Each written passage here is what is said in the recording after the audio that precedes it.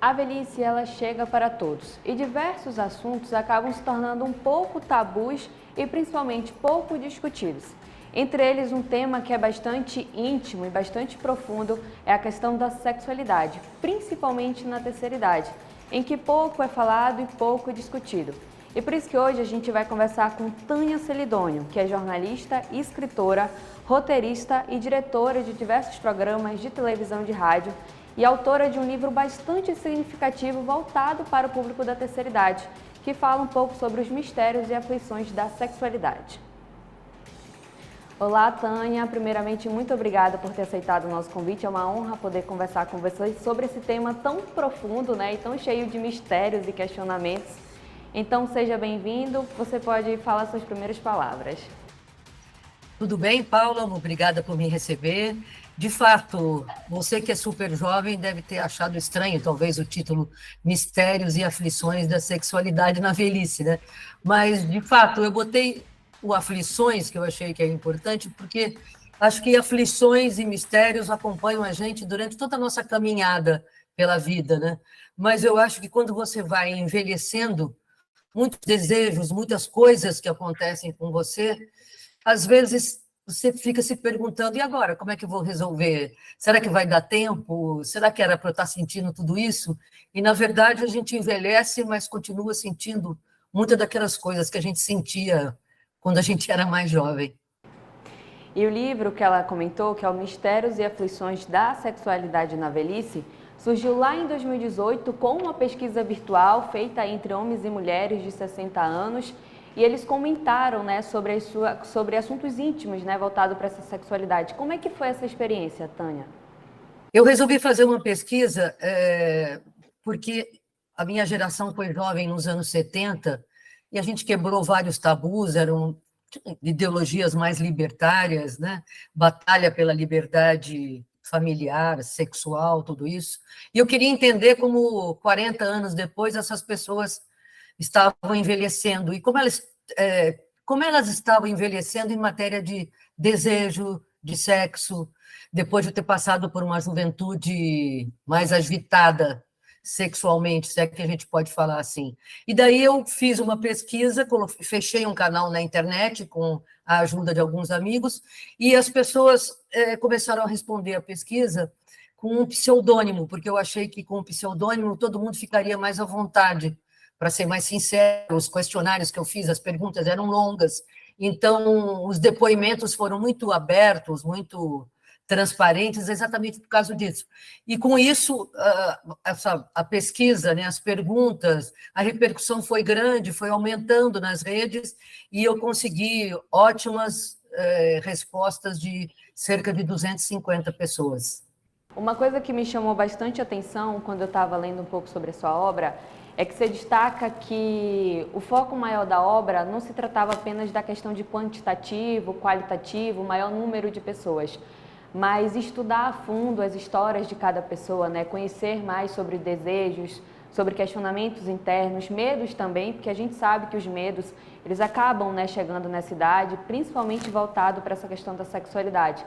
Então, achei muito interessante que você falou sobre isso, mas teve uma coisa que também me chamou bastante atenção, foi sobre os relatos, que estavam muito mais a fundo do que apenas sobre o desejo do sexo, mas também sobre o amor, sobre o companheirismo, sobre a parceria, sobre aquele momento já dos 60, dos 70 anos, em que tudo parece que fica tão mais complexo e as pessoas ficam questionando, será que a menopausa vai atrapalhar alguma coisa? Será que a minha idade vai ser motivo de eu não conseguir mais ter esse desejo, de eu não conseguir mais amar quem está do meu lado? Eu queria que você pudesse destacar como é que foi para você essa experiência também. Se você pensar bem, quer dizer, a pesquisa tem a ver com pessoas que já tinham passado na menopausa, são várias questões, né? Mas daí, quando a gente está falando de velhice, a partir dos 60, já faz tempo que a gente saiu da menopausa, né? E a pesquisa, eu recebi depoimentos de homens e de mulheres. Você falou do medo. Acho que o medo é um dos aspectos interessantes, porque para as mulheres, embora a diversidade de respostas seja muito grande, acho que para as mulheres o medo, sabe, do corpo, de se mostrar, de se expor, é muito grande, você vê pelos depoimentos que é muito maior esse medo do que o dos homens, né? Acho que os homens têm medo de não conseguir transar, de não conseguir ter uma ereção, né?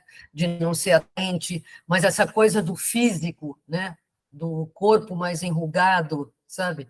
Tem um depoimento muito interessante de uma pessoa que conta que, quando era jovem, adorava ter vários relacionamentos, transava com bastante gente, e depois, quando foi envelhecendo e ficou mais velha, até aconteceu dela ter relacionamentos, mas ela sempre diminuía a luz ou deixava um abajur e nunca ficava nua, sempre dava um jeito de se cobrir por essa vergonha que as mulheres têm e que muitas vezes tem a ver com o mundo que a gente vive, né, Paula? Porque é aquela coisa de você sempre ter que ter o seu corpinho enxuto, malhado, bonito, é sempre um hino à juventude.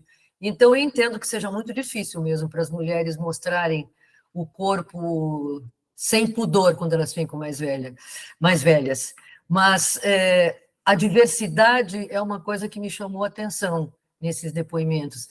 Apesar de tudo isso, as pessoas mostram que elas têm necessidade de afeto, de desejo, e que muitas vezes, num processo, numa etapa da vida, a cumplicidade, a parceria, o carinho, até acabam sendo mais importantes do que o sexo propriamente dito. Tem gente que fala, se eu tivesse hoje que escolher entre continuar tendo sexo ou transando com várias pessoas e preservar a parceria, né, e o afeto com a pessoa com quem estou, eu escolheria essa parceria e esse afeto. Acho que faz parte desse processo de envelhecimento, né?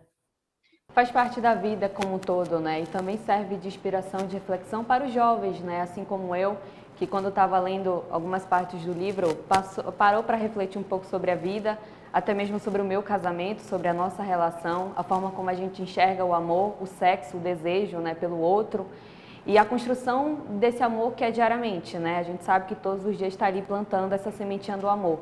E ler alguns relatos da forma como as pessoas na sua pesquisa falaram sobre solidão, sobre o amor, sobre a perda de alguém também, que de alguma forma está muito relacionada a essa questão do desejo, do sexo e principalmente do amor, é de suma importância, principalmente para o nosso público, que está com tanto excesso de informação, com tanto excesso de dúvidas e questionamentos para o futuro, e ter essa base, ter essa reflexão, acho que faz com que a gente tenha um pouco mais de alívio e principalmente saber que somos seres humanos, não somos perfeitos, nem queremos ser perfeitos, mas estamos aqui para aprender, para evoluir, para sentir, que eu acho que é o mais importante de toda essa nossa jornada, é sentir de uma forma real, de uma forma segura, de uma forma sincera, de uma forma que tenha o amor, a compaixão e o companheirismo ali do nosso lado.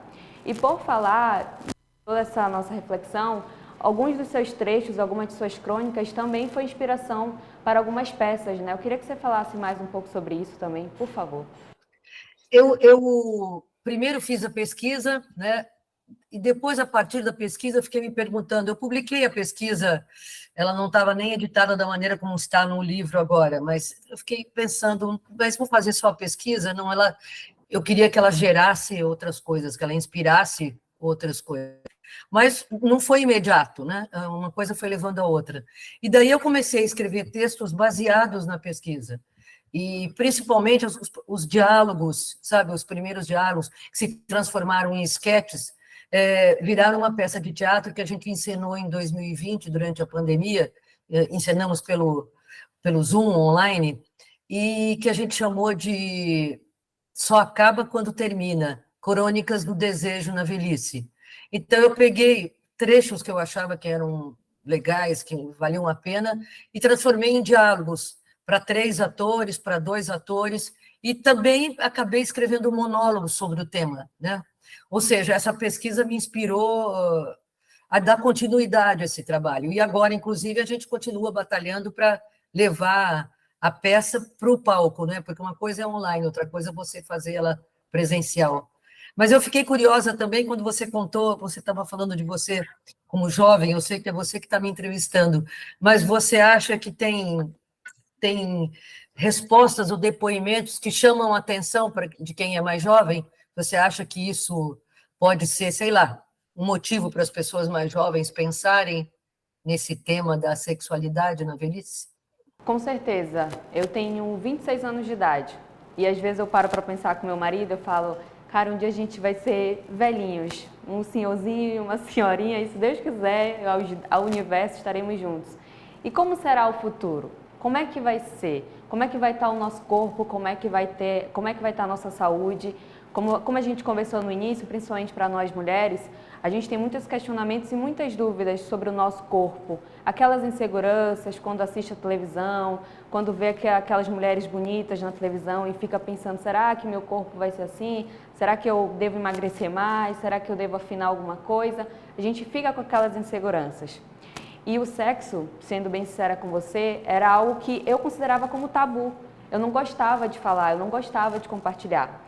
Eu achava que era algo muito íntimo a ponto de nem pensar, porque eu não me sentia confortável. Já foi até assunto de terapia por conta dessa questão. E com o meu casamento, com a construção do meu relacionamento, enxergando que a vida, a gente nasce, vive, vai chegar um ponto em que estaremos próximos ali da morte, estaremos bem velhinhos, a gente precisa falar e discutir. Não precisa ser um tabu. Eu posso sentir o meu prazer, eu posso sentir o meu desejo.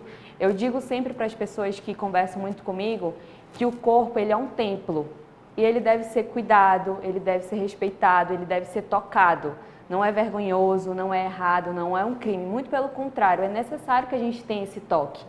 E olhar para a vida, olhar para essa questão da menopausa, de várias outras questões que vão chegando na terceira idade, tá tudo bem. A gente precisa passar por isso, faz parte da nossa jornada humana. Ah, não, sem dúvida. Que legal você pensar assim. Eu acho que são assuntos íntimos mesmo, e que não há necessidade. Ninguém precisa sair falando, né, sobre o sexo o tempo todo, mas conversar sobre o assunto, você não precisa ficar expondo a sua vida íntima, sexual, sei lá.